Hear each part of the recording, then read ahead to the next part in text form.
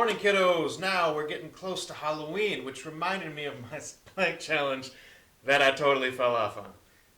My apologies, all right? But I figured, why not, in the spirit of the holiday, get as bunch of these done as we can. So I'm hit up some stories, hit up some planks. Follow along. Let's do it.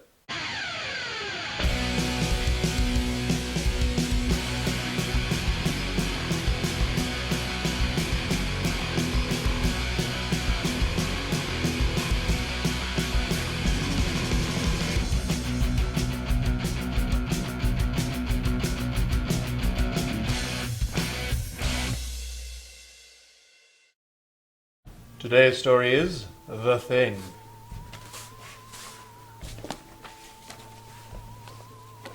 Alright. Let's get set up into our plank positions. In on 3, 2, 1. Ted Martin and Sam Miller were good friends. They spent a lot of time together.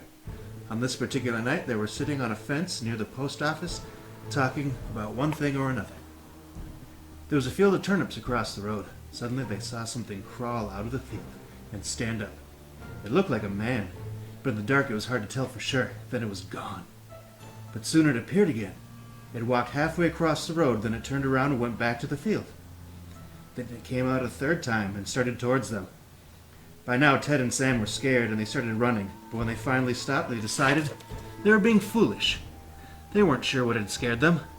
So they decided to go back and get a better look. Pretty soon they saw it, for it was coming to meet them.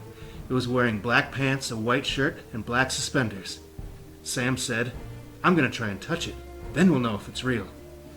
He walked up to it and peered into its face. It had bright, penetrating eyes sunk deep into its head. It looked like a skeleton.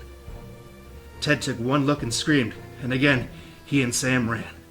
But this time the skeleton followed them. When they got to Ted's house, they stood in the doorway and watched it.